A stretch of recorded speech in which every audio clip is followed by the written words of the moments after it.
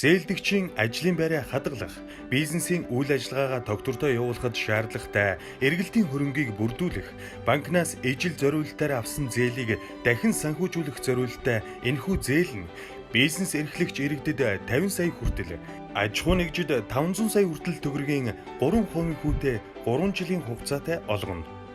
Барьцаа хөрөнгө хүрэлцэхгүй аж ахуй нэгжид зээлийн батлан даалтын сан 60 хүртэлх хувийн баталгаа гаргах юм. Зээлдэгч маань барьцаа хөрөнгийн дутагдал гэж байгаа. Барьцаа хөрөнгийн дутагдал гэхээр та бүхэн бол мэдж байгаа.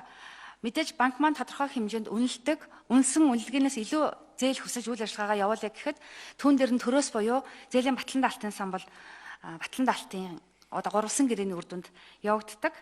За ер нь бол манай бүтээгдэхүүн бол дээдлэн 60 хүртэл хувийн батлан даалт гэх түрүүн сайд маань тодруулаад хэлсэн. За барьцаа хөрөнгийг хэрхэн тодорхойлох вэ гэвэл тухайн аж ахуй нэгж компани нэр дээр байгаа хөрөнгө тухайн компанийг эзэмшиж байгаа эзэмшигч нь 50 ба түүнээс дээш хувийн эзэмшилтэй этгээдийн тэр хүний өмч хөрөнгүүдийг тухайн барьцаа хөрөнгөнд нь оруулж тооцдог байгаа.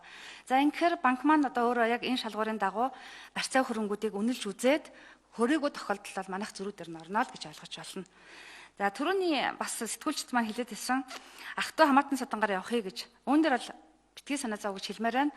Учир нь гэвэл банкуд маань маш сайн эрсдлээ тооцоож, маш сайн чанартай зээл гаргаж эдийн засгаа дэмжиж байгаа учраас энэ маань ямар нэгэн бид төрийн байгууллага бол бид бол зөвхөн батлан даалтын дараагийн үе шат дээр нь процессын дараагийн шатанд орж байгаа учраас энд бол ямар нэгэн төрөөс бол нөлөөлөх огт байхгүй гэдгийг хэлье.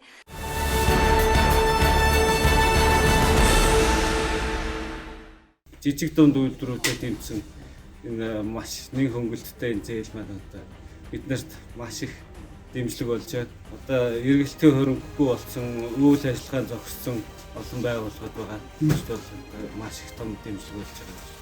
Дэлхийн нийтийг хамгаалсан цар тахлын хүнд үед манай компани туризмын салбараа хаасан хүртэл ажилчтай бол хадаагүйгээр манайх 30 гаруй ажилчтай ингээд ажиллаж байна. Энэ олгож байгаа зээл маань 3% хүүтэй гэхээр асар их зөрөө гарч энэ маань эргээд манай ажилчид бидний бизнесийн үйл ажиллагааг дэмжихэд бол их өөр өгөөжтэй ийм л зээл болох нь гэж ойлгож байгаа. Тэгээд энэ зээл маань болохоор арилжааны банкудаар дамжсанаар бидний яг хэрэглэх эзэндээ очиж хэрэглэгч нартай хүрж байгаа ийм л зээл гэж ойлгож байгаа шүү. За манайх ГГ бүүц ХГК гэдэг Монгол давсны үйлдвэр байгаа. Давс цай хүнсний үйлдвэртэй. Тэгээд энэ засгийн газраас гарч байгаа энэ 3% хөнгөлөлтөй 3% зээлийн хөнгөлөлтөй зээл биднэрт маш их хэрэг болно гэж үзэж байгаа.